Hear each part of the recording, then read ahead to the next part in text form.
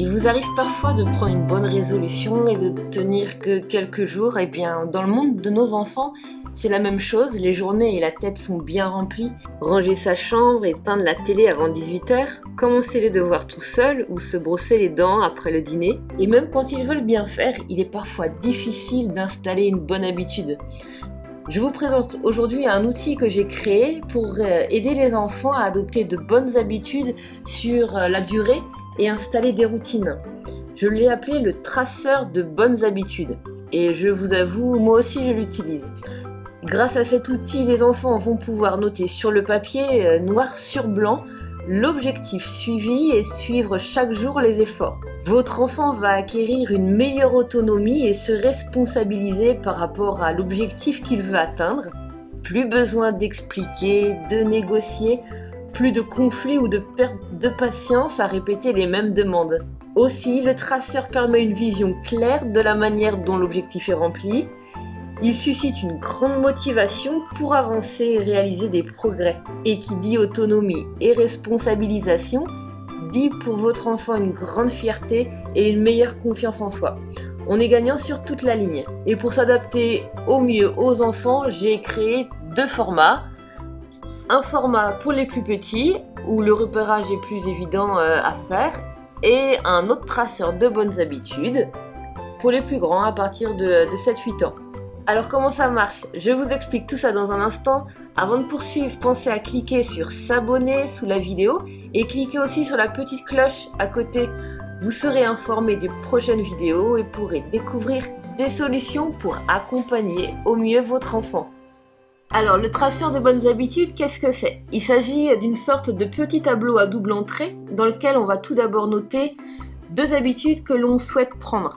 Une première ici qu'on notera à côté du cercle, ici le symbole du cercle, et une deuxième à côté du symbole du cœur. Il faut garder en mémoire que c'est avant tout un outil pour l'enfant lui-même, un outil qui doit s'approprier, donc son implication elle est essentielle pour que cela fonctionne. Et vous pouvez lui dire ainsi, j'ai découvert quelque chose qui va pouvoir t'aider à prendre de bonnes habitudes. Attention, ce n'est pas un outil miracle, il faut que la volonté soit là, mais si votre enfant est volontaire, vous allez observer de nets progrès. Par exemple, ma fille Léna devait prendre l'habitude de mettre son pyjama sans que je lui rappelle avant 18h30. Elle le fait parfois, mais oublie souvent.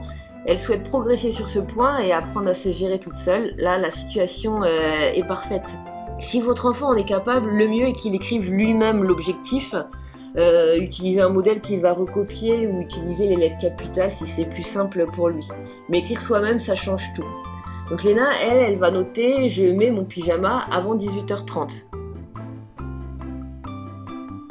Alors pourquoi seulement deux objectifs? Parce qu'il va falloir être réaliste et qu'il va falloir choisir des priorités. On ne peut pas chercher ici la révolution, mais plutôt une évolution positive.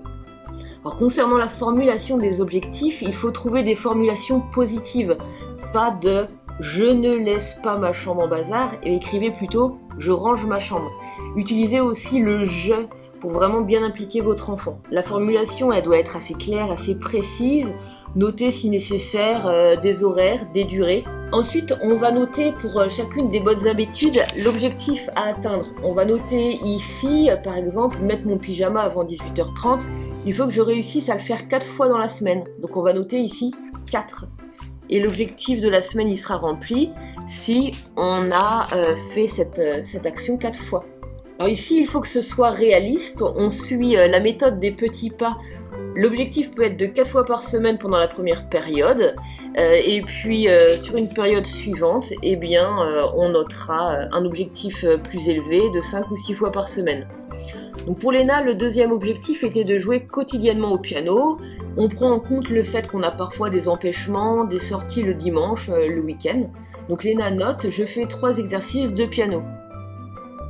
Ensuite, on choisit 2 couleurs, une pour chaque habitude à suivre et on note le code couleur ici, en haut à gauche. Ensuite, on a 3 semaines qui se présentent. La première, la deuxième et la troisième. Alors on dit qu'il faut 21 jours pour changer ou installer une habitude. Alors voilà, j'ai fait le choix de faire un suivi sur 3 semaines. On va noter les dates ici en s'aidant d'un calendrier. Alors comment utiliser le traceur de bonnes habitudes? On va retrouver pour chaque semaine 2 lignes, une ligne de cercle et une ligne de cœur qui correspondent aux 2 objectifs, et on va à chaque fois avoir 7 symboles qui représentent les 7 jours de la semaine. Donc chaque jour, le traceur va être complété en coloriant là où les cases, les symboles correspondants. Alors cet outil doit rester un outil de renforcement positif, on va insister sur ce qui est bien fait, sur le positif, les bonnes habitudes. Donc on ne colorie pas en rouge par exemple si l'action n'est pas faite. Il faudra placer le traceur dans un endroit visible, accessible pour votre enfant. Alors par exemple, lundi, Léna, elle a fait ses exercices de piano comme c'était prévu et elle a mis son pyjama à l'heure. Alors elle va colorier les 2 symboles correspondants. Le mardi, le pyjama n'a pas été mis à l'heure, mais les exercices de piano ont bien été faits. Alors on colorie seulement le cœur vert. Alors pour mieux se repérer, et surtout pour les plus jeunes, si une action n'a pas été faite, on peut faire un point sur le jour correspondant. Alors voilà, dans notre premier exemple, la première semaine est terminée et Léna va pouvoir faire le point sur la semaine, savoir est-ce que les objectifs ont été atteints ou pas. Donc on va compter ici le nombre de cercles, 5. L'objectif à atteindre était de 4. Objectif rempli. On va pouvoir colorier le symbole qui est à la fin de la ligne, le symbole de la semaine. Pareil pour les exercices de piano, donc on regarde ici, il y en a 5, idem. Par contre l'objectif était de 6, donc l'objectif que Léna s'était fixé n'est pas atteint. Donc on va pouvoir faire la même chose pour chaque semaine. Et voilà ce que ça peut donner au bout de 3 semaines. Alors il sera utile d'aider à analyser le traceur avec votre enfant. Est-ce que l'objectif est atteint? Comment on peut améliorer les choses? Est-ce que les cases sont vides toujours les mêmes jours? Est-ce que l'objectif pourrait être plus ambitieux? Quoi qu'il en soit, il est nécessaire toujours d'anticiper de manière positive sur les semaines à venir, et si le traceur de bonnes habitudes montre les efforts, vous pourrez lui dire qu'il peut être fier de lui.